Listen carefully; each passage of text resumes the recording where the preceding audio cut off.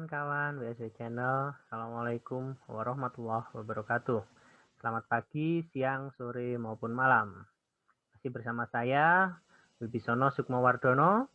Kali ini kita akan membahas mengenai teknologi internet dan web. Latar belakang dibuatnya teknologi jaringan komputer adalah kebutuhan sebuah komputer untuk dapat berkomunikasi dan berinteraksi dengan komputer lainnya. Sehingga setiap komputer dapat berbagi sumber daya, baik berupa data, perangkat keras, perangkat lunak, dan sebagainya. Awalnya, teknologi jaringan dibuat untuk menghubungkan komputer-komputer di dalam area yang kecil. Konsep ini kita kenal sebagai Local Area Network, atau yang biasa kita singkat LAN. LAN menghubungkan komputer-komputer dalam satu kantor misalnya.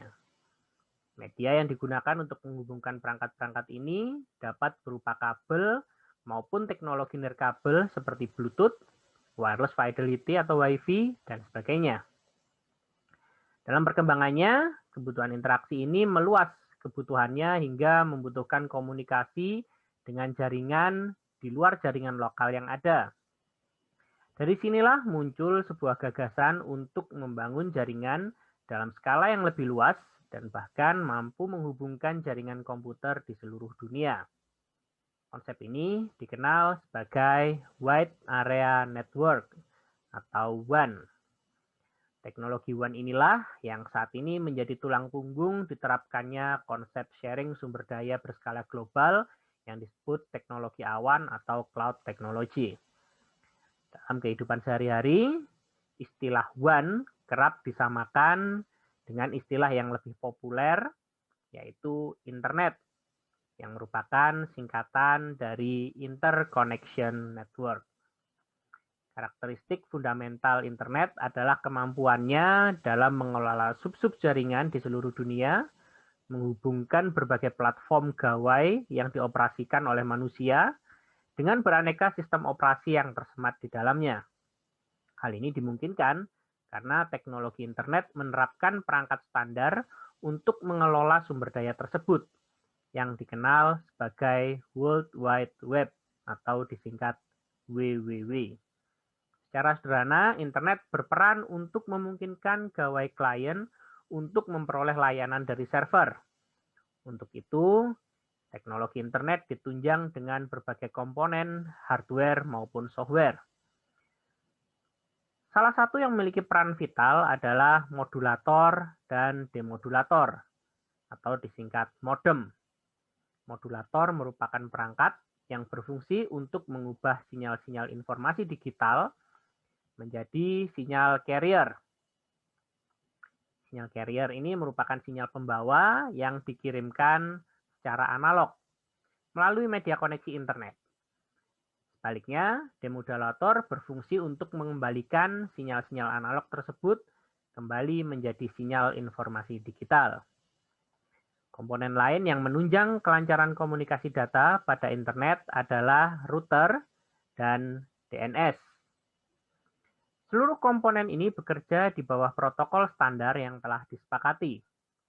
Protokol pertama yang diterapkan adalah Transmission Control Protocol atau TCP yang diterapkan pada router. Protokol ini mengatur transmisi data dengan membagi data menjadi paket-paket kecil yang dikirim melalui router. Protokol selanjutnya adalah Internet Protocol atau IP, yang terkait dengan kemampuan untuk menerjemahkan aturan antar jaringan, sehingga setiap jaringan pada platform yang berbeda dapat saling berkomunikasi. Salah satu hal yang diatur pada IP adalah alamat yang merujuk pada antarmuka jaringan di setiap gawai, yang dikenal sebagai alamat IP atau IP address. Komputer klien yang ingin meminta layanan sumber daya dari server harus menghubungi alamat yang berupa kombinasi 32 bit yang terbagi menjadi segmen pada IP address versi 4 atau 128 bit pada IP address versi 6. Nah, dalam kenyataannya manusia cenderung sulit untuk menghafalkan alamat dalam bentuk angka. Untuk itu dibangun konsep Domain Name Service atau DNS. DNS berfungsi untuk mengubah alamat IP menjadi kata-kata yang lebih mudah untuk diingat manusia. Domain singkat paling tidak terdiri dari 2 level yang dipisahkan oleh tanda titik. Top level domain atau TLD adalah sebuah sufiks atau akhiran nama domain yang biasanya menunjukkan tipe web yang memiliki domain tersebut. Dalam contoh ini, TLD-nya adalah .xyz, salah satu top level domain yang belum lama dirilis. TLD lain yang lebih dulu dikenal luas diantaranya adalah .com untuk layanan komersial, .org untuk organisasi, .net untuk penyedia layanan jasa internet, dan sebagainya. Selain itu, TLD juga secara resmi digunakan di banyak negara untuk pengenal asal negara pemilik web. Contohnya adalah domain ini, ub.ac.id. .id merupakan country code TLD yang merujuk pada web-web yang dikelola oleh warga negara Indonesia. US untuk Amerika Serikat, TH untuk Thailand, dan sebagainya. AC merupakan second level domain atau SLD yang menunjukkan domain lembaga akademik. Sedangkan UB merupakan third level domain yang merepresentasikan nama pemilik domain, yaitu Universitas Brawijaya. Selanjutnya, domain ini dapat kita uraikan menjadi beberapa bagian untuk peruntukan yang lebih kompleks, yang kita sebut sebagai URL atau Uniform Resource Locator. Bagian pertama dari URL menyebutkan protokol standar yang digunakan dalam transmisi data di antara web client dan web server, yaitu Hypertext Transfer Protocol atau HTTP. Saat ini, penggunaan protokol HTTP telah mulai bergeser ke HTTP Secure atau HTTPS. HTTPS merupakan sebuah metode pengamanan data dengan cara melakukan enkripsi pada nilai-nilai yang dikirimkan. Perhatikan ilustrasi yang menunjukkan perbedaan penggunaan HTTP dan HTTPS berikut ini. Selanjutnya, URL juga memuat hostname yang terdiri dari beberapa level domain. Di depan hostname, juga dapat kita atur penggunaan subdomain yang menunjukkan bagian di dalam instansi pemilik web. Dalam contoh ini, subdomain Philcom menunjukkan bahwa URL ini merepresentasikan Fakultas Ilmu Komputer di Universitas Brawijaya. Selanjutnya, URL juga memuat nomor port. 80 adalah port HTTP pada TCP. Secara default, web memanfaatkan port ini, sehingga nomor port jarang dituliskan. Alamat web pada URL juga dapat memuat folder dan nama page yang ingin dipanggil. Bagian ini disebut sebagai path. Sebuah halaman web juga dapat diberikan bagian-bagian tertentu yang ditandai sebagai segmen. Pada URL, pemanggilannya menggunakan tanda crash atau hashtag. Untuk memanggil nilai tertentu, pada halaman web digunakan query yang dimulai dengan tanda tanya. Penggunaan query dapat ditemui pada penggunaan metode get untuk pengiriman nilai data. Metode-metode pengiriman nilai akan kita bahas pada bagian selanjutnya. Pemanggilan alamat domain web dari komputer klien ditujukan ke alamat IP milik server. Alamat ini dituliskan pada kolom isian URL yang terdapat di seluruh peramban web atau web browser. Terdapat banyak peramban web. Kalau sekarang kita umum memakai Mozilla Firefox, Google Chrome, Edge milik Microsoft, Opera, serta Safari milik Apple, dahulu terdapat peramban legendaris milik Netscape maupun Microsoft Internet Explorer. Di luar itu terdapat banyak sekali peramban yang dapat digunakan untuk mengakses halaman web.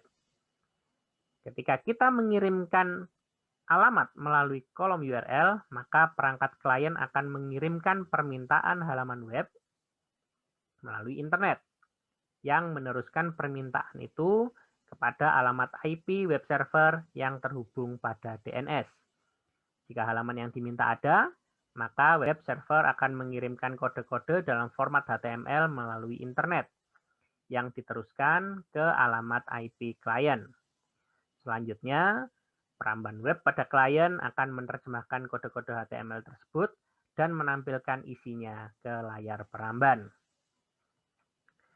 Pada proses pemanggilan halaman web menggunakan halaman yang murni HTML atau tanpa skrip pemrograman, halaman yang dimiliki oleh server akan dikirim apa adanya melalui internet dan diteruskan ke klien. Pada halaman web yang disertai scripting, ada dua jenis penggunaan script. Pada jenis yang pertama, script turut dikirimkan ke klien untuk diproses di browser klien. Model ini kita kenal sebagai client-side scripting. Bahasa yang mendukung layanan client-side scripting antara lain XHTML, JavaScript, Visual Basic Script, kode-kode applets, dan ActiveX Control. Jenis yang kedua adalah script yang diproses di sisi server terlebih dahulu, dikenal sebagai server-side scripting. Sebelum dikirimkan ke jaringan internet, halaman web ini menerjemahkan skrip terlebih dahulu ke dalam format HTML. Dengan demikian, browser klien akan menerima halaman HTML biasa tanpa mengolah skrip terlebih dahulu. Beberapa contoh bahasa pemrograman di sisi server adalah PHP, Python, Java Server Page atau JSP, Active Server Page atau ASP, dan generasi penerusnya ASP.NET. Untuk mengembangkan aplikasi berbasis web yang didukung back-end berupa server-side scripting, kita membutuhkan sebuah web server. Salah satu web server yang umum digunakan adalah Apache Web Server. Didukung oleh bahasa pemrograman PHP, serta basis data SQL. Untuk menjadikan komputer kita sebagai web server lokal, maka kita harus membenamkan aplikasi-aplikasi tersebut. Untungnya saat ini tersedia beberapa aplikasi yang memadukan kebutuhan kita dalam mengembangkan sebuah aplikasi berbasis web. Salah satunya yang banyak dipakai adalah SAM. Ini adalah kontrol panel dari SAM. Untuk mulai menjadikan komputer kita sebagai web server lokal dan server basis data, kita dapat menekan tombol Start pada kontrol panel ini. Aplikasi SAM dapat diunduh pada link berikut ini. Secara default, SAM untuk MS Windows akan menempatkan folder bernama SAM pada drive C. Kita dapat mengubah pilihan drive saat mengawali proses instalasi SAM. Halaman-halaman web kita masukkan ke dalam subfolder bernama htdocs. Kemudian untuk menuliskan skrip PHP, kita dapat memanfaatkan text editor yang sudah tersedia seperti Notepad. Namun untuk memberikan pengalaman coding yang lebih nyaman, dapat juga kita pakai editor teks yang lebih kompleks seperti Notepad++ atau Sublime. Kalau kawan-kawan mau mengunduh Notepad++, dapat melalui link berikut ini. Untuk menguji web yang kita kembangkan, hanya dibutuhkan browser. Setelah web server kita aktifkan, isi web dapat kita aktifkan atau kita akses melalui alamat localhost pada kolom URL. Dalam contoh ini, saya membuat halaman web di dalam folder latihan, sehingga URL yang saya isikan adalah localhost/latihan. Ini adalah contoh script yang saya tulis dengan memadukan script PHP ke dalam kode-kode HTML. Anda bisa memperhatikan, kode ini saya simpan dengan nama index.php di dalam folder sam/htdocs/latihan. Nama file default di dalam bahasa PHP sama dengan nama file default di dalam HTML, yaitu index. Sehingga halaman index.php otomatis dipanggil pada saat kita memanggil folder latihan. Ketika URL kita panggil melalui browser, maka tampilan web adalah sebagai berikut. Dan ini adalah alamat yang kita panggil, localhost/latihan.